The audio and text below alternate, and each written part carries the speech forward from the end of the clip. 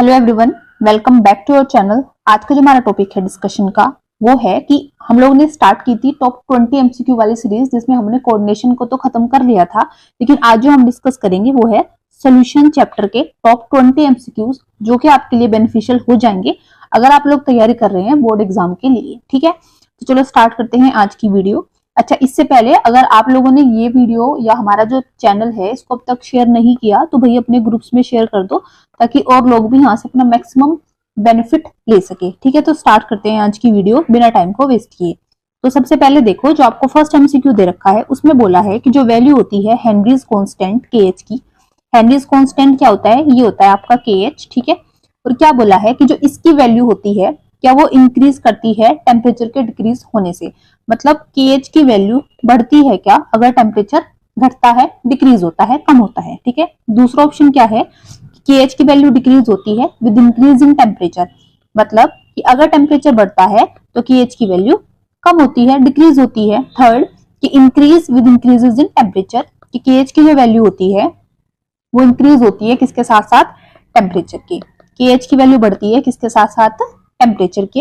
और थर्ड आपसे बोला है रिमेन्स कांस्टेंट, जो कि हमारा फेवरेट ऑप्शन होता है कि हम इसको लगा देते हैं। ठीक है, कि KH की वैल्यू क्या है, कांस्टेंट है। ठीक है, तो अब देखो, अगर आप लोगों ने हेनरीज ये क्या बोलते हैं हेनरीज लॉ पढ़ा था, तो हेनरीज लॉ में ना कुछ बातें आप लोगों ने पढ़ी होगी, जैसे कि ये कि जो डिफरेंट गैसेस होती हैं उनकी डिफरेंट KH की वैल्यू होती है, मतलब डिफरेंट डिफरेंट गैसेस की क्या होती है, डिफरेंट हेनरीज कांस्टेंट की वैल्यू होती है सेम टेम्परेचर के ऊपर। मतलब कि सीधी सी बात ये है कि KH जो होता है वो फंक्शन होता है किसका, नेचर ऑफ गैस का, कि KH क्या होता है, फंक्शन होता है ऑफ नेचर ऑफ गैस। ठीक है, एक बात तो ये KH किसका फंक्शन होता था, नेचर ऑफ गैस का, एक बात तो हमें ये याद होनी चाहिए। ठीक है, और दूसरी बात ये कि KH का रिलेशन क्या होता था टेम्परेचर के साथ, तो जो KH होता था ना आपका हेनरीज कांस्टेंट, वो डायरेक्टली प्रोपोर्शनल होता था किसके, टेम्परेचर के। हेनरीज कांस्टेंट क्या होता था, डायरेक्टली प्रोपोर्शनल होता था टेम्परेचर के। इसका मतलब क्या है कि KH की वैल्यू बढ़ेगी जब आप टेम्परेचर को बढ़ाओगे, तो टेम्परेचर के इंक्रीज करने से हेनरीज कांस्टेंट की जो वैल्यू है वो क्या होती है, बढ़ती है, वो इंक्रीज होती है। तो इसलिए इस वाले सवाल का जो करेक्ट ऑप्शन हो जाएगा वो कौन सा हो जाएगा, सी वाला। कौन सा हो जाएगा, सी वाला, कि value of Henry's constant increases with increase in temperature, ये बात। और दूसरा सवाल जो पूछा जा सकता है कि KH किसका फंक्शन होता है, तो KH किसका फंक्शन होता है, ये फंक्शन होता है किसका, नेचर ऑफ गैस का, किसका, नेचर ऑफ गैस का। और तीसरी बात भी सुन लो कि जो KH होता है वो इनवर्सली प्रोपोर्शनल होता है किसके, सोल्युबिलिटी के, किसके, सोल्युबिलिटी के। मतलब जितनी ज्यादा KH की वैल्यू होगी पर्टिकुलर गैस के लिए, उतनी ही उसकी सोल्युबिलिटी क्या हो जाएगी, कम हो जाएगी। आई बात समझ में। तो देखो, एक सवाल से हमने यहाँ से 3 बातें सीखी कि KH डायरेक्टली प्रोपोर्शनल होता है टेम्परेचर के, इनवर्सली होता है सोल्युबिलिटी के, और KH जो होता है ये फंक्शन होता है किसका, नेचर ऑफ गैस का। आई बात समझ में। तो ये था हमारा फर्स्ट क्वेश्चन, जिसका करेक्ट ऑप्शन कौन सा हो जाएगा, सी वाला। उसके बाद अच्छा, एक चीज और है कि अगर आप लोगों ने ये जो वीडियो है ये या मेरा चैनल है, अगर अब तक आप लोगों ने शेयर नहीं किया तो भाई कर दो प्लीज, कुछ नहीं जाता आप लोगों का, औरों की हेल्प हो जाएगी, मेरी भी हो जाएगी साथ साथ में। देखो, अपने जैसा मत समझा करो कि आप लोगों के ट्यूशंस लगे हैं या आपने कहीं से कोर्स ले रखा है, क्योंकि मैं आप लोगों को बिल्कुल फ्री में पढ़ा रही हूँ। ठीक है, फ्री में पढ़ा रही हूँ, तो जिन लोगों के पास रिसोर्सेज नहीं होते या पैसे नहीं होते, अगर उन तक ये वीडियो चली जाएगी, पहुंच जाएगी, तो उन लोगों की थोड़ी सी दुआ मेरे को भी मिल जाएगी और थोड़ी सी आप लोगों को भी मिल जाएगी। ठीक है, तो इसलिए वीडियो को आप शेयर कर दिया करो प्लीज।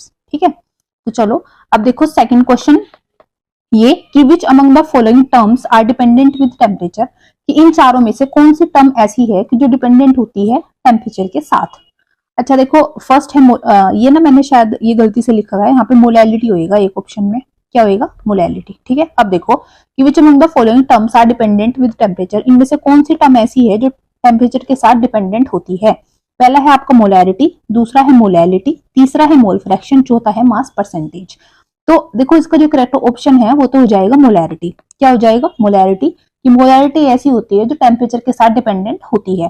बट आप लोग अब बोलोगे कि कैसे, तो देखो ऐसे कि जो मोलैरिटी का फॉर्मूला होता है वो क्या होता है, मोलैरिटी आपकी होती है number of moles of solute, क्या होती है molarity, number of moles of solute by volume of solution, किसका वॉल्यूम, सोल्यूशन का, इन लीटर्स, किसके अंदर, लीटर्स के अंदर। ठीक है, मतलब मोलैरिटी जो है ना वो कहीं ना कहीं किसके ऊपर डिपेंडेंट या इनवर्सली प्रोपोर्शनल है, प्रोपोर्शनल में बोलूं किसके है वो, वॉल्यूम के है। किसके है, वॉल्यूम के। मतलब मोलैरिटी का कहीं ना कहीं नाता है किससे, वॉल्यूम से, ठीक है।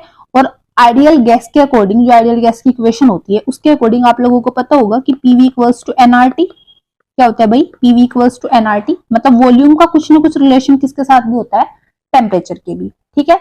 और दूसरा आप ये भी समझ सकते हो कि सपोज करो आपके पास एक लिक्विड है, ठीक है, आपके पास एक मान लो एक सोल्यूशन है, लिक्विड सोल्यूशन है, उसका अगर आप टेम्परेचर बढ़ा देते हो, क्या बढ़ा देते हो, अगर आप उसका टेम्परेचर बढ़ा देते हो तो टेम्परेचर के बढ़ाने से क्या होएगा कि यहाँ पे जो नंबर ऑफ पार्टिकल्स होंगे, जो लिक्विड के नंबर ऑफ पार्टिकल्स होंगे, टेम्परेचर के बढ़ाने से वो एक्सपेंड होंगे। क्या होंगे, एक्सपेंड।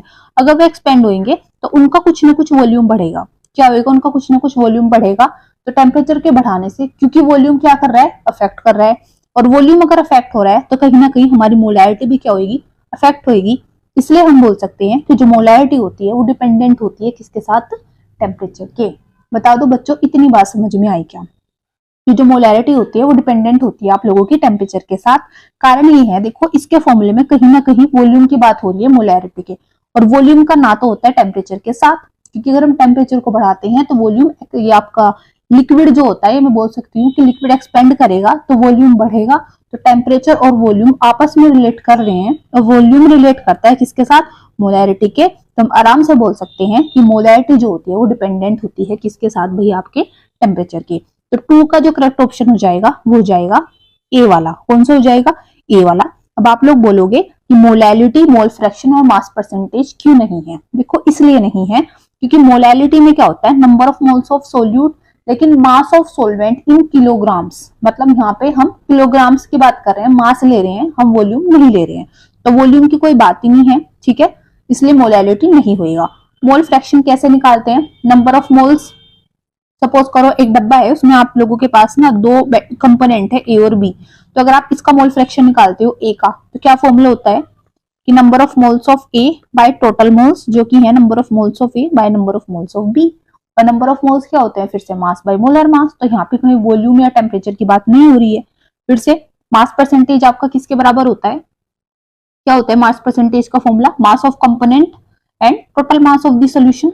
मतलब mass of component in the solution by total mass of the solution. तो यहाँ पे भी देखो आप लोग, कहीं पे भी वॉल्यूम या टेम्परेचर की ऐसी कुछ बात नहीं हो रही है। इसलिए हम बोल सकते हैं कि सिर्फ मोलैरिटी ऐसी है कि जो डिपेंडेंट होती है टेम्परेचर के साथ। सिर्फ इन 4 ऑप्शंस की मैं बात कर रही हूँ, और भी ऐसे होते हैं टर्म्स जो डिपेंडेंट होते हैं टेम्परेचर के साथ, बट आप लोगों के लिए इतना काफी है, ठीक है।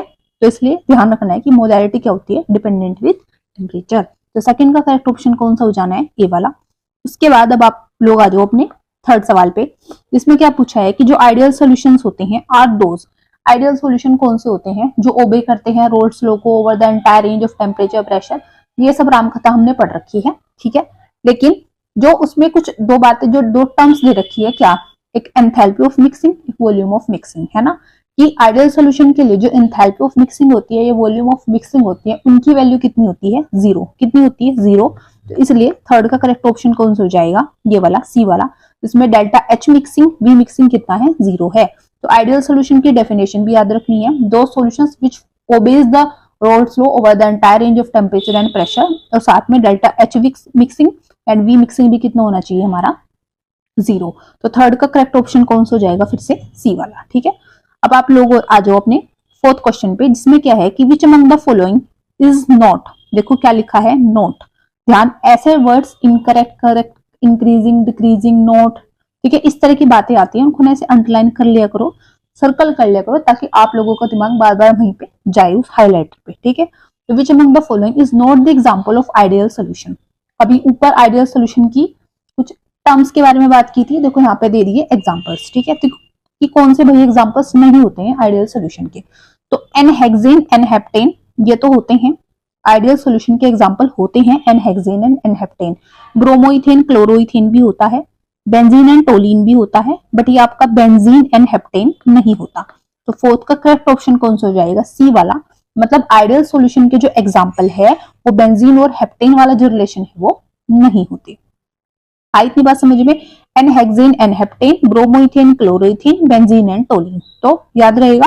तो फोर्थ का कौन सा हो जाएगा, सी ऑप्शन। और साथ ही में आप लोगों ने यहाँ पे एग्जांपल भी याद कर लिए किसके, आइडियल सॉल्यूशन के, ठीक है। अब आप आ जाओ अपने फिफ्थ क्वेश्चन पे, जिसमें क्या बोल रखा है कि जो एजियोट्रोपिक मिक्सचर्स होता है दो लिक्विड्स के, उनका बॉइलिंग पॉइंट हायर होता है then either of the two liquids when. मतलब कि सपोज करो कि आप लोगों के पास क्या है, एक एजियोट्रोपिक मिक्सचर है टू लिक्विड्स का, और उनका जो बॉइलिंग पॉइंट है ना वो हायर है either of the to liquid से। अब ऐसा कब होता है? सबसे पहले तो देखो कि ये आइसोटोप्स क्या होते हैं। तो आइसोटोप्स में बाइनरी मिक्सचर्स होते हैं जिनकी सेम कंपोजिशन होती है लिक्विड फेज के अंदर भी और वेपर फेज के अंदर भी। क्या बोला मैंने कि आइसोटोप्स वो बाइनरी मिक्सचर्स होते हैं जिनकी सेम कंपोजिशन होती है लिक्विड एंड वेपर फेज के अंदर। तो लिक्विड और वेपर फेज में इनकी जो कंपोजिशन होती है भाई वो क्या होती है, बिल्कुल सेम होती है। और ये बॉइल करते हैं एट कांस्टेंट टेम्परेचर। मतलब जब ये बॉइल करते हैं तो इनका टेम्परेचर क्या होता है, एक कांस्टेंट टेम्परेचर होता है, तभी ना हम इनको फ्रैक्शनल डिस्टिलेशन से सेपरेट आउट भी नहीं कर सकते। ठीक है, ये तो बात थी किसकी, एजियोट्रोपिक मिक्सचर्स की। साथ ही में दो टाइप के होते हैं, एक होता है मिनिमम बॉइलिंग और एक होता है मैक्सिमम बॉइलिंग। तो वो सॉल्यूशंस जो लार्ज पॉजिटिव डेविएशन दिखाते थे रोल्स लॉ से, जो क्या दिखाते थे, लार्ज पॉजिटिव डेविएशन दिखाते थे रोल्स लॉ से, वो तो बनाते थे क्या, मिनिमम बॉइलिंग एजियोट्रोप्स। और जो लार्ज नेगेटिव डेविएशन दिखाते थे रोल्स लॉ से, वो बनाते थे मैक्सिमम बॉइलिंग एजियोट्रोप्स। अगर आप लोगों ने पढ़ा है, आप लोगों को याद है, या आप लोग पढ़ना चाहते हो तो कमेंट सेक्शन में बता देना, ये चैप्टर भी मैं आप लोगों को करा दूंगी। ठीक है, लेकिन जो चीजें आ रही हैं मैं उनको साथ साथ आपको बताते जा रही हूँ। अब देखो है क्या, तो एजियोट्रोपिक मिक्सचर्स दो लिक्विड के जब उनका बॉइलिंग पॉइंट ज्यादा होता है either of the to liquid से, वो कब होता है, जब वो शो करते हैं large negative deviation from the Raoult's law. मतलब लार्ज नेगेटिव डेविएशन का मतलब क्या है कि जब वो क्या करते हैं, जब वो मैक्सिमम बॉइलिंग एजियोट्रोप्स होते हैं, क्या होते हैं, जब वो मैक्सिमम बॉइलिंग एजियोट्रोप्स होते हैं, ठीक है, तब उनका बॉइलिंग पॉइंट हायर होता है either of the to liquid से। मतलब जब वो क्या दिखाते हैं, large negative deviation from the roles law. बता दो इतनी बात आप लोगों को मेरी पल्ले पड़ी क्या? ठीक है, फिर दूसरी चीज ये भी, अगर मैं आपको और थोड़ा सा चलो इसको समझा दूं, क्योंकि आप सीधे बच्चे हो, तो अगर मैं आपको एक चीज और बताऊं, देखो आप लोग ना ऐसे मान लो, सपोज कर लो कि आपके पास ना एक तो क्या है प्योर फॉर्म है, एक तो क्या है प्योर फॉर्म है, एक आप लोगों के पास है एजियोट्रोप्स। क्या है ये, एजियोट्रोप्स है। ठीक है, अब हम ये मान के चलते हैं कि जो एजियोट्रोप्स का बॉइलिंग पॉइंट है वो हायर है किससे, प्योर फॉर्म से। मतलब लेट कर लो आपकी, अगर ये 100 डिग्री सेल्सियस पे बॉइल होते हैं प्योर फॉर्म, तो एजियोट्रोप्स कितने पे होगी, 100 से ज्यादा। मैं 150 डिग्री सेल्सियस ले लेती हूँ, इस पे ज्यादा होगी। ठीक है, मतलब यहाँ पे जो इंट्रैक्शंस होंगे ए बी के, वो क्या होंगे, फिर स्ट्रॉन्ग होंगे। ठीक है, मतलब ये कौन सी कंडीशन थी कि जब डेल्टा एच मिक्सिंग भी लेस देन 0 होती थी, बी मिक्सिंग भी लेस देन 0 होती थी, और ये कब होता था, जब नेगेटिव डेविएशन होता था। आई इतनी बात समझ में? क्या बोला मैंने कि एजियोट्रोपिक मिक्सचर दो लिक्विड्स के, उनका बॉइलिंग पॉइंट हायर है किससे, इस प्योर फॉर्म से। ठीक है, मतलब इस प्योर फॉर्म से। तो बॉइलिंग पॉइंट अगर एजियोट्रोप्स का हाई है तो यहाँ पे इंट्रैक्शंस हाई है, और जब इंट्रैक्शंस ए बी के हाई होते थे वो किस केस के अंदर होते थे, वो नेगेटिव डेविएशन में, जहां पर delta H mixing V mixing की वी मिक्सिंग की वैल्यू क्या होती थी, लेस देन 0। आई बात समझ में? तो अगर वैसे नहीं तो ऐसे आप लोग इसको समझ सकते हो। ठीक है, तो फिफ्थ का क्या हो जाएगा, करेक्ट ऑप्शन ए वाला। अब मैं थोड़ा सा इसको रब कर दूं ताकि आप लोगों को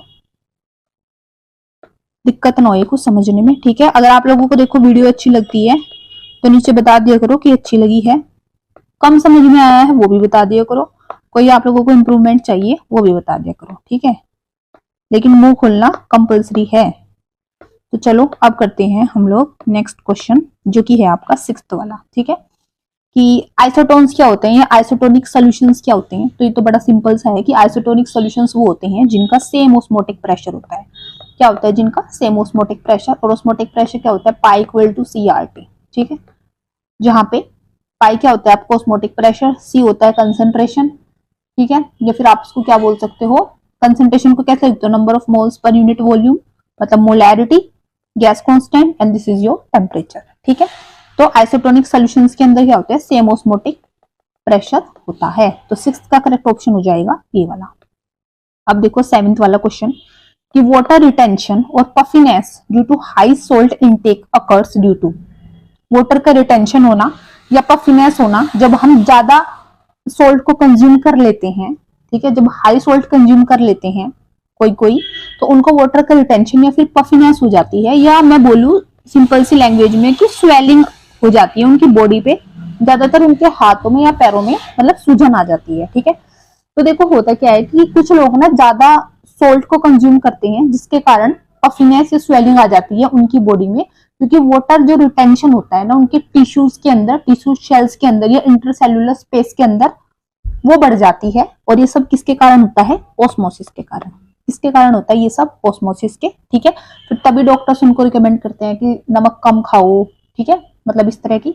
मैं डॉक्टर तो नहीं हूँ तो मैं रिकमेंड कुछ नहीं करूंगी, बस बता रही हूँ कि ये सब किसके कारण होता है? ऑस्मोसिस के। तो 7th का करेक्ट ऑप्शन कौन सा हो जाना है? बी वाला। ठीक है जी। उसके बाद अब देखो कि which of the following aqueous solution will have the highest boiling point. क्या कि कौन से एक्वस सोल्यूशन की हाईएस्ट बॉइलिंग पॉइंट होएगी? तो देखो elevation in boiling point, depression in freezing, ये आपका डिप्रेशन इन फ्रीजिंग पॉइंट। ठीक है, और साथ ही में ऑस्मोटिक प्रेशर हो गया, relative lowering of vapour pressure हो गया। ये आपकी 4 कोलिगेटिव प्रॉपर्टीज है जो कि एक्चुअल में डिपेंड करते हैं नंबर ऑफ सोल्यूट पार्टिकल्स के ऊपर। किसके ऊपर? नंबर ऑफ सोल्यूट पार्टिकल्स के ऊपर। ठीक है, तो नंबर ऑफ सोल्यूट पार्टिकल्स के ऊपर ये क्या करती है? डिपेंड करती है। तो अगर आप लोग एक चीज यहाँ पे देखो, अगर मैं इसे डिसोशिएट करूंगी तो ये कैसे होएगा? ये पॉजिटिव Cl नेगेटिव में, मतलब यहाँ पे जो आपको नंबर ऑफ कटायंस अनायंस, ये जो आयंस मिलेंगे वो कितने मिलेंगे? 2। यहाँ पे कैसे मिलेंगे? 2K positive plus SO4 2 negative 3, यहाँ पे K प्लस Cl माइनस 2, यहाँ पे 2K positive plus SO4 2 negative. ठीक है, अब देखो जो नंबर ऑफ आयंस है वो इधर भी 3 है, इधर भी क्या है? 3 है। ठीक है, लेकिन एक चीज हमें ये भी पता है कि कहीं ना कहीं यहाँ पे एक चीज के अंदर डिफरेंस है, वो क्या है? कंसेंट्रेशन के मीन्स मोलैरिटी के। यहाँ पे 1 मोलर है, यहाँ पे 2 मोलर है। ठीक है, आई बात समझ में?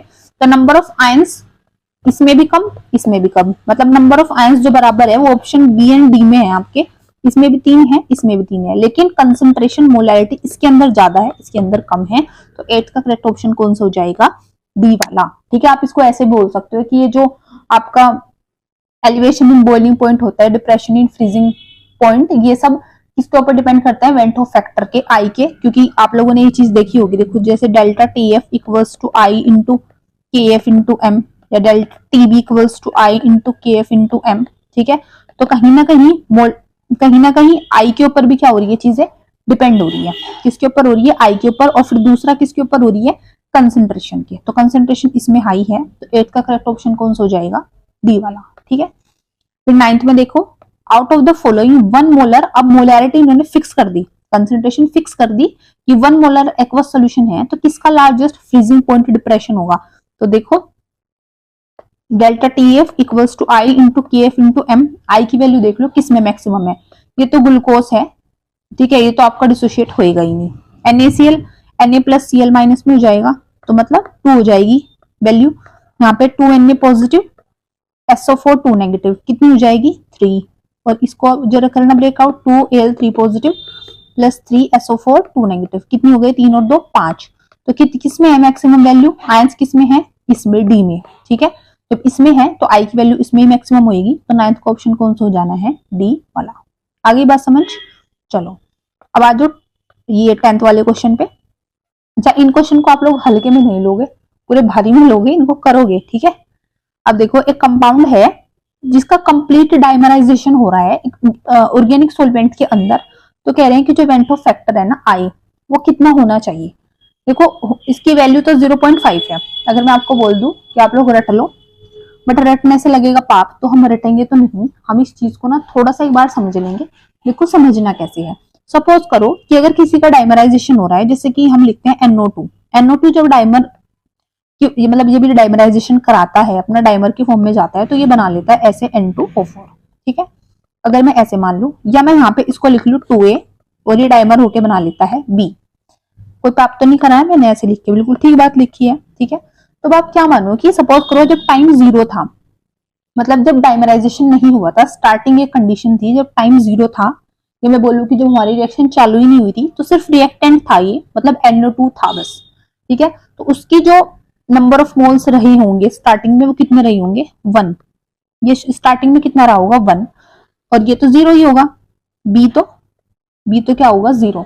बट आफ्टर टाइम T, जब डाइमराइजेशन स्टार्ट हुआ, हमने बोला क्या, कंप्लीट डाइमराइजेशन हुआ, मतलब रिएक्टेंट तो बचा ही नहीं, प्रोडक्ट बचा, प्रोडक्ट बना मतलब अब 2A से कितना बना B, मतलब 2 से कितना बना 1, तो ये कितना बना होगा हाफ।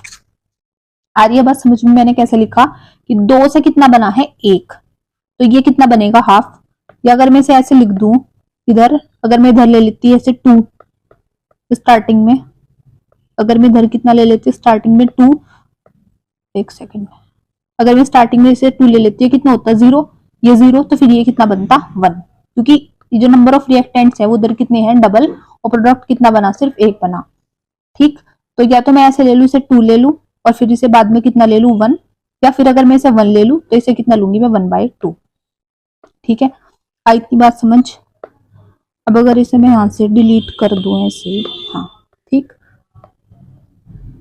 ठीक है, तो टाइम जब 0 था स्टार्टिंग में ये कितना था 1, ये कुछ नहीं था, फिर टाइम t के बाद ये 0 और ये कितना बचा 1 बचा। ठीक, मतलब यहाँ से जो शुरू में अब जो टोटल नंबर ऑफ मोल्स आए आफ्टर द टाइम t वो कितने आए 0 + ½ = ½ कितने आए हाफ आए। अब I को जो निकालने का फॉर्मूला है वो क्या है, टोटल मोल्स आफ्टर डिसोसिएशन या एसोसिएशन और इनिशियल मोल्स, या मैं ऐसे बोलूं कि total moles after dimerisation, total moles कितने थे after dimerisation and initial moles कितने थे। ठीक, तो जो टोटल मोल्स थे आफ्टर डाइमराइजेशन, डाइमराइजेशन के बाद कितने आए टोटल मोल्स हाफ, और इनिशियल मोल्स कितने थे 1, तो ½ = हाफ, और ½ = कितना हो गया 0.5। ठीक है, तो इसलिए I की वैल्यू कितनी होती है 0.5 अगर कंप्लीट क्या होता है डाइमराइजेशन। आई बात समझ में कि ये वैल्यू कैसे आई। तो स्टार्टिंग में हमने माना था जब टाइम 0 था, रिएक्टेंट के नंबर ऑफ मोल्स 1 थे, प्रोडक्ट था 0, फिर टाइम t के बाद क्योंकि उन्होंने बोला कंप्लीट डाइमराइजेशन, तो रिएक्टेंट ऑब्वियसली बात है कि नहीं होगा, प्रोडक्ट ही होगा, कितना उसका हाफ। ठीक है, तो टोटल नंबर ऑफ मोल्स कितने आए थे हाफ, और I का फॉर्मूला होता है total number of moles after the dissociation by the initial moles. तो after dissociation sorry after dimerization वो कितना था हाफ, इनिशियल था वो 1, overall value i half and that is 0.5। तो इसलिए ये क्या है I की वैल्यू कंप्लीट डाइमराइजेशन वाले केस में। ठीक, इसके बाद अब हम करते हैं अपना क्वेश्चन नंबर 11। ये देखो, which of the following is not a colligative property. अब कोलिगेटिव प्रॉपर्टी फिर से वो प्रॉपर्टीज होती है जो डिपेंड करती है number of solute particles irrespective of their nature relative to that total number of particles present in the solution। ठीक, तो अब वो कौन कौन सी है, डिप्रेशन इन फ्रीजिंग पॉइंट है, ऑस्मोटिक प्रेशर है, एलिवेशन इन बॉइलिंग पॉइंट है, relative lowering of vapour pressure भी है, लेकिन इंक्रीजिंग इन फ्रीजिंग पॉइंट ये तो कुछ नहीं है, ये तो कोई कोलिगेटिव प्रॉपर्टी नहीं है। तो कौन सी नहीं है, तो डी वाली नहीं है, इसलिए 11th का करेक्ट ऑप्शन कौन सा हो जाना है डी वाला। ठीक, अब देखो क्वेश्चन नंबर 12 की solubility of gases in liquids decrease with rise in temperature because dissolution is an, क्या बोला कि जब भी हम सोलिबिलिटी, जब भी हम किसी गैस को सोल्यूबल कराते हैं लिक्विड के अंदर, मतलब सोलिबिलिटी जो होती है गैसेस की लिक्विड के अंदर वो कम हो जाती है अगर हम टेम्परेचर को बढ़ा देते हैं। ठीक है, वो क्या हो जाती है कम अगर हम टेम्परेचर को बढ़ा देते हैं। ऐसा क्यों है, ऐसा इसलिए है क्योंकि solubility of gases in liquid ये क्या है एक एक्सोथर्मिक प्रोसेस है।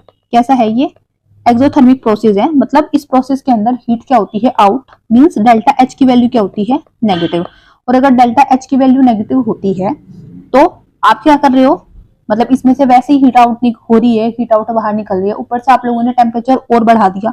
तो ली चैटलियर्स के प्रिंसिपल के अकॉर्डिंग अगर आपने कंडीशन को क्या कर दिया अपोज कर दिया तो आपकी रिएक्शन क्या हो जाएगी बैकवर्ड डायरेक्शन में चली जाएगी। कैसे चली जाएगी बैकवर्ड डायरेक्शन में। तो डिसोल्यूशन क्या है एक एक्सोथर्मिक है और क्या है एक रिवर्सिबल प्रोसेस है, मतलब जब हम गैसेस को डिसोल्व करते हैं लिक्विड के अंदर तो वहां से हीट होती है आउट क्योंकि वो एक्सोथर्मिक प्रोसेस होता है, और अगर आप लोगों ने टेम्परेचर को बढ़ाया तो मतलब आपने रिएक्शन की कंडीशन को अपोज कर दिया, तो वो रिएक्शन कैसे जाएगी बैकवर्ड डायरेक्शन में, मतलब वो क्या होगा एक रिवर्सिबल प्रोसेस होगा। तो 12th का क्या होगा करेक्ट ऑप्शन बी वाला। ठीक है, अब देखो विच among the following forms the maximum boiling azeotropes, इनमें से कौन सा क्या बनाता है मैक्सिमम बॉइलिंग एजियोट्रॉप्स, इनमें से कौन सा बनाता है मैक्सिमम बॉइलिंग एजियोट्रॉप्स, ये बात हमें याद रखनी है। ठीक है, अब मैक्सिमम बॉइलिंग एजियोट्रॉप्स कौन बनाता है, जो लार्ज नेगेटिव डेविएशन शो करता है फ्रॉम द रोल्स लॉ, जो क्या करता है लार्ज, जो क्या करता है large negative deviation from the, जो क्या शो करता है, shows large negative deviation from roles law. ठीक है, रोल्स लॉ से लार्ज नेगेटिव डेविएशन को क्या करता है, शो करता है। और उसका एग्जांपल क्या है, नाइट्रिक एसिड एंड वाटर। ये आपको याद रखने पड़ेंगे, एग्जांपल क्या है, नाइट्रिक एसिड एंड वाटर। ठीक है, थोड़ा सा तो आप लोग भी कष्ट करोगे, थोड़ा सा याद करोगे। ठीक है, और अगर पूछते मिनिमम का, उसका भी यहीं पे याद कर लो, मिनिमम बॉइलिंग एज़ोटोप्स का। तो उसका एग्जांपल होता है इथेनॉल एंड वाटर। क्या होता है उसका एग्जांपल, इथेनॉल एंड वाटर। ये लिख भी रखा है, देखो मैंने, ये रहा। ठीक है, ये किसका है, ये मिनिमम बॉइलिंग एज़ोटोप्स का है, जो कि क्या शो करता है, large positive deviation from the Raoult's law. तो फिलहाल 13th का जो ऑप्शन है वो ए है, लेकिन याद रखना है आपको बी वाला भी फॉर द मिनिमम। ठीक है, अब आ जाओ भाई 14th वाले पे, कि for any solution the partial vapour pressure of the each volatile component is directly proportional to its, अरे क्या लिख दिया, male to its mole fraction. किसके, टू इट्स मोल फ्रैक्शन। ठीक है, क्या बोला कि फॉर एनी सॉल्यूशन, किसी भी सॉल्यूशन के लिए जो पार्शियल वेपर प्रेशर होता है ईच वोलेटाइल कंपोनेंट का, वो डायरेक्टली प्रोपोर्शनल होता है उसके मोल फ्रैक्शन के लिए। अब आप लोगों ने देखो गे, लुसेक्स और डाल्टन्स लॉ, इसकी तो कोई बात ही नहीं है। आप लोगों को बस यहाँ पे जो कंफ्यूजन होएगा वो किसके अंदर होएगा, वो हेनरीज लॉ के अंदर होएगा, और दूसरा किसका होएगा, रोल्स लॉ के। ठीक है, हेनरीज और रोल्स लॉ, इसका जो आंसर है वो है रोल्स लॉ। ठीक है, अब मैं समझाती हूँ कैसे आपको को देखो याद रखना है। हेनरीज लॉ और रोल्स लॉ के अंदर एक था डिफरेंस। ठीक है, क्या डिफरेंस था, देखो सबसे पहले ये तो कौन सा है, for any solution the partial vapour pressure of each volatile component is directly proportional to its mole fraction. ये तो है हमारा कौन सा, रोल्स लॉ। कौन सा है ये, रोल्स लॉ। बट डिफरेंस समझो हेनरीज और रोल्स लॉ के अंदर क्या है। देखो हेनरीज लॉ ने क्वांटिटेटिव रिलेशनशिप दी थी प्रेशर और सोल्युबिलिटी के बीच में, चलो ठीक है, हमें पता है। ठीक है, तो ये लॉ बोलता था कि कांस्टेंट टेम्परेचर के ऊपर सोल्युबिलिटी किसी भी गैस की लिक्विड के अंदर, सोल्युबिलिटी किसकी, गैस की लिक्विड के अंदर जो है वो डायरेक्टली प्रोपोर्शनल होती है प्रेशर ऑफ गैस की। क्या बोला था हेनरीज लॉ ने, कि कांस्टेंट टेम्परेचर पे सोल्युबिलिटी गैस की लिक्विड के अंदर डायरेक्टली प्रोपोर्शनल होती है किसके, प्रेशर ऑफ गैस के। ठीक है, यह हम बोल सकते हैं कि जो सोल्युबिलिटी होती है गैस के लिक्विड के अंदर, वो फंक्शन होती है किसकी, पार्शियल प्रेशर ऑफ गैस के। तो इसका जो रिलेशन था वो ये था, P equals to KH into X. ठीक है, ये था किसका, हेनरीज लॉ का। लेकिन ये क्या है, रोल्स लॉ। रोल्स लॉ में क्या बोला था कि जो सोल्यूशन होता है वोलेटाइल लिक्विड्स का, कि जो सोल्यूशन होता है ना किसी भी वोलेटाइल लिक्विड्स का, ठीक है, इस बात के ऊपर डिपेंडेंट होता है कि जो पार्शियल वेपर प्रेशर होता है हर एक कंपोनेंट का सोल्यूशन का, वो डायरेक्टली प्रोपोर्शनल होता है उसके मोल फ्रैक्शन के। तो इसने क्या बोला था हेनरीज लॉ ने, कि जो पार्शियल वेपर प्रेशर होता है हर एक वोलेटाइल कंपोनेंट का, वो डायरेक्टली प्रोपोर्शनल होता है उसके मोल फ्रैक्शन के। ठीक है, तो वहां से हमने क्या देखा था कि P1 डायरेक्टली प्रोपोर्शनल होता था X1 के, और P1 equals to P1 not into X1 के। ठीक है, आई बात समझ में। क्या बोला था, हेनरीज लॉ ने बोला था कि सोल्युबिलिटी किसी भी गैस की लिक्विड के अंदर कितनी होगी, वो उस बात के ऊपर डिपेंड करेगी कि पार्शियल प्रेशर कितना है उस गैस का। और रोल्स लॉ ने क्या बोला था कि किसी भी सोल्यूशन के अंदर जो पार्शियल वेपर प्रेशर होगा हर एक वोलेटाइल कंपोनेंट का, वो डायरेक्टली प्रोपोर्शनल होगा किसके, मोल फ्रैक्शन के। तो दोनों ने बात तो की है मोल फ्रैक्शन के। ठीक है, लेकिन यहाँ पे बात आ रही है, एक के अंदर किसकी आ रही है, सोल्युबिलिटी ऑफ गैस की, दूसरे के अंदर हम वोलेटाइल कंपोनेंट की बात कर रहे हैं। ठीक है, तो ये था दोनों के बीच का डिफरेंस। अब आज 5th वाले केस में इसी से रिलेटेड है कि हेनरीज लॉ जो है वो स्पेशल केस कब बनता है, सॉरी रोल्स लॉ जो है वो स्पेशल केस कब बनता है हेनरीज लॉ का। ठीक है, अब देखो कब बनता है। रोल्स लॉ के अंदर हम क्या पढ़ते हैं, रोल्स लॉ के अंदर हम क्या पढ़ते हैं, रोल्स लॉ के अंदर पढ़ते हैं P इक्वल्स टू या P1 equals to P1 not into X1। ठीक है, ये किसकी है कंडीशन, रोल्स लॉ की। और हेनरीज लॉ क्या बोलता है, P equals to KH into X. मतलब दोनों के अंदर मोल फ्रैक्शन की बात हो रही है, पार्शियल प्रेशर की बात हो रही है, लेकिन जो प्रोपोर्शनैलिटी कांस्टेंट थे, मतलब P1 directly proportional to X1 और P directly proportional to X, बस इनका डिफरेंस है, मतलब P1 नॉट और KH का डिफरेंस है। तो अगर ये दोनों चीज भी बराबर हो जाए, ऐसे कि P1 नॉट किसके बराबर हो जाए, KH के। ठीक है, मतलब रोल्स लॉ का कांस्टेंट और हेनरीज लॉ के कांस्टेंट अगर आपस में बराबर हो जाए तो रोल्स लॉ क्या बन जाएगा, स्पेशल केस बन जाएगा किसका, हेनरीज लॉ का। तो मतलब इसका करेक्ट ऑप्शन कौन सा हो जाएगा 15th का, ए वाला। आई इतनी बात समझ। ठीक है, बिल्कुल, अगर आप लोगों को रोल्स लॉ, हेनरीज लॉ पता था तो इसको हम आराम से फाइंड आउट कर लेते। अब करते हैं क्वेश्चन नंबर 16 कि which method is widely used to determine the molecular mass of the proteins.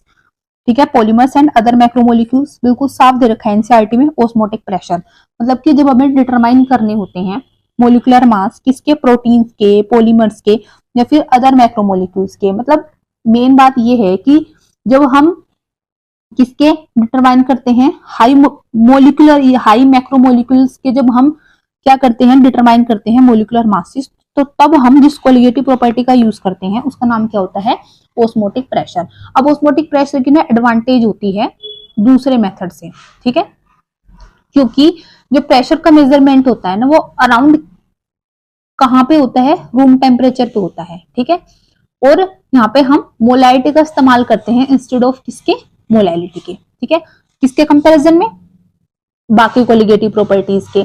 और दूसरी बात ये भी कि इसका जो मैग्नीट्यूड होता है ना वो बहुत ज्यादा हाई होता है इवन डाइल्यूट सॉल्यूशंस के लिए भी। आई बात समझ में, क्या बोला मैंने कि इस मेथड के ना कई सारे एडवांटेजेस है। एक तो ये है कि इस मेथड की जो मेजरमेंट होती है वो लगभग रूम टेम्परेचर पे होती है। दूसरा, इसके अंदर हम किसका यूज करते हैं, मोलैरिटी का, कि पाई इक्वल टू CRT, ये कंसंट्रेशन हमारी मोलैरिटी होती है, बाकी सब में हम क्या लेते हैं, मोलैलिटी, ठीक है। फिर तीसरी बात, दो बात तो ये बताई, फिर तीसरी क्या कि इसका मैग्नीट्यूड बहुत ज्यादा हाई होता है इवन डाइल्यूट सॉल्यूशंस पे भी, ठीक है, इसलिए हम ऑस्मोटिक प्रेशर को ही प्रीफर करेंगे जब भी हाई मोलिकुलर मासेस का, मैक्रोमोलिक्यूल्स का हम क्या करेंगे, फाइंड आउट करेंगे मोलर मास, ठीक। तो 16 का करेक्ट ऑप्शन कौन सा हो जाएगा आपका, ये ऑस्मोटिक प्रेशर वाला, ए वाला। उसके बाद कि if solute undergoes dissociation then I value will be, अगर किसी भी सोल्यूट का डिसोसिएशन होगा तो उसकी आई की वैल्यू कितनी होगी। तो देखो दो कंडीशन है डिसोसिएशन की और एसोसिएशन की। अगर किसी का भी होता है डिसोसिएशन तो आई की वैल्यू वेंटो फैक्टर के निकालने का जो फॉर्मूला है i equals to 1 plus n minus का 1 इंटू एल्फा। लेकिन अगर हम फाइंड आउट करते हैं एसोसिएशन वैल्यू तो i equals to 1 plus 1 by n minus 1 into alpha, ठीक। अब देखो आई की वैल्यू क्या है, 1 प्लस, जब किसी का डिसोसिएशन होगा तो नंबर ऑफ आयंस क्या होंगे, एक से तो ज्यादा ही होंगे। जब नंबर ऑफ आयंस एक से ज्यादा होंगे, यहाँ से एक से ज्यादा होंगे, एन की वैल्यू क्या होगी, बड़ी होगी, इस 1 से बड़ी होगी, तो ये ओवरऑल वैल्यू मुझे क्या मिलेगी, पॉजिटिव। मतलब आई की वैल्यू क्या मिलेगी, 1 प्लस समथिंग मिलेगी, सपोज करो x मिलेगी, तो आई की वैल्यू हमेशा क्या मिलेगी, ग्रेटर देन 1। लेकिन अगर मैं बात करूंगी एसोसिएशन की, तो एसोसिएशन के अंदर क्या होगा, ये यहाँ पे है 1 बाई n, ये टर्म होगी छोटी, ओवरऑल ये चीज क्या होगी, नेगेटिव, तो आई की वैल्यू क्या होगी, 1 में से कुछ माइनस होके मिलेगी। तो एसोसिएशन के केस में आई की वैल्यू क्या होती है, लेस देन 1। आई बात समझ, तो डिसोसिएशन में आई की वैल्यू ग्रेटर देन 1, एसोसिएशन में कितनी होगी, वो लेस देन 1, ठीक। तो एक क्वेश्चन से जितने पॉसिबल है हम लोग अटेम्प्ट करने की यहाँ से कोशिश कर रहे हैं, जितने उससे रिलेटेड उसके आसपास क्वेश्चंस निकल सकते हैं। तो कहने के लिए कि 20 MCQ है, लेकिन इसके आसपास जितने भी पॉसिबल है वो भी हम डिस्कस कर रहे हैं, ठीक है। अब देखो असर्शन और रीजन वाले भी मैंने यहाँ पे 3 सवाल डाल दिए कि ऑस्मोटिक प्रेशर जो है वो एक कोलिगेटिव प्रॉपर्टी है, बिल्कुल है जी। अब ऑस्मोटिक प्रेशर जो होता है वो प्रोपोर्शनल होता है मोलैलिटी के, नहीं, अभी तो हमने बात की ये किसके प्रोपोर्शनल होता है, मोलैलिटी के। तो क्या हो जाएगा इसका आंसर कि असर्शन इज ट्रू या correct but reason is false या इनकरेक्ट। आई बात समझ में, ठीक है। क्वेश्चन नंबर 19 देखो कि cryoscopic constant depends on the nature of solvent, कि जो कायरोस्कोपिक कांस्टेंट है जिसको हम मोलल डिप्रेशन कांस्टेंट भी बोलते हैं, दूसरा नाम क्या है इसका, मोलल डिप्रेशन कांस्टेंट भी जो है, ठीक है, वो डिपेंड करता है नेचर ऑफ सॉल्वेंट पे। क्यों, क्योंकि डिफरेंट सॉल्वेंट्स के लिए उसकी डिफरेंट वैल्यू होती है, तो ऑब्वियस सी बात है कि वो डिपेंड करेगा नेचर ऑफ सॉल्वेंट के ऊपर, बिल्कुल ठीक बोला। But cryoscopic constant is a universal constant, नहीं, यूनिवर्सल तो हमारा ये गैस कांस्टेंट होता है R, तो ये बात तो बिल्कुल गलत बोल दी। कायरोस्कोपिक कांस्टेंट एक मोलर डिप्रेशन कांस्टेंट है, ठीक है, तो इसका असर्शन ट्रू बट रीजन फिर से क्या है, फॉल्स, ठीक। अब आ जाओ 20 पे कि nitric acid and the water form the maximum boiling azeotropes, yes अभी हमने पढ़ा था, because they show the negative large negative deviation from the Raoult's law. अभी जो एजियोट्रोप्स है वो बाइनरी मिक्सचर्स होते हैं जिनकी सेम कंपोजिशन होती है, ये भी हमने पढ़ा था, लिक्विड एंड वेपर फेज के ऊपर कांस्टेंट टेम्परेचर पे बॉईल कर जाते हैं, फ्रैक्शनल डिस्टिलेशन से अलग नहीं कर सकते, ये रामकथा हमने पढ़ रखी है। बट ए भी ट्रू है, आर भी है, बट जो आर है ना इज नॉट दी, आर जो है वो करेक्ट एक्सप्लेनेशन नहीं है फॉर असर्शन, ठीक है। मतलब आर जो है वो करेक्ट एक्सप्लेनेशन नहीं है असर्शन के लिए। मतलब ये जो है ना कि ये तो इन्होंने एक बात बता दी कि एजोट्रोप्स की सेम कंपोजिशन होती है, ये होती है, लेकिन ये तो इसकी क्या है, टाइप है। तो रीजन जो है वो सही नहीं है किसके लिए, असर्शन की। वैसे दोनों ठीक है, रीजन भी अपने आप में सही है, असर्शन भी सही है, बट जो रीजन है वो करेक्ट एक्सप्लेनेशन नहीं है फॉर दी असर्शन। आई बात समझ में? तो देखो यहाँ पे हम लोगों ने कितने किए हैं, 20 एमसीक्यूज डिस्कस कर लिए हैं। और इसके अराउंड जितने बनते थे वो मैंने सारी कोशिश की कि आप लोगों को मैं डिस्कस करा दूं। बाकी अगर आप लोगों को कोई दिक्कत आई, कोई चीज ढंग से समझ नहीं आई, या लग रहा है कि थोड़ा जल्दी में करा दी, तो please let me know in the comment section, ठीक है, ताकि अगले वाले फिर वीडियो में मैं इंप्रूव करूं। तो आज के लिए इतना ही। मिलते हैं अब नेक्स्ट पार्ट में, जिसमें हम डिस्कस करेंगे सोल्यूशंस के बाद कौन सा चैप्टर, इलेक्ट्रोकेमिस्ट्री। ठीक है, तो इलेक्ट्रोकेमिस्ट्री के हम टॉप 20 एमसीक्यूज करेंगे, जहां से आपको पक्का अपने बोर्ड्स के अंदर मिल ही जाएंगे। देखो साथ में ये जब सीरीज हो जाएगी ना पूरी, फिर ऐसे ही हम फिर 2-2 मार्क्स के क्वेश्चन करेंगे, 3-3 के करेंगे, फिर लॉन्ग क्वेश्चंस करेंगे। तो ओवरऑल 1 से 1.5 महीने में सारा काम हम खत्म कर देंगे। बस आप लोगों को तो इतना करना है कि अगर आप लोग नए हैं तो आप चैनल को सब्सक्राइब कर दोगे, ठीक है जी, वीडियो को आप लाइक कर दोगे, फर्दर शेयर भी कर दोगे अगर आप लोगों को लगता है कि ठीक है शेयर करना, ठीक है। तो आज के लिए इतना ही, जल्द ही नेक्स्ट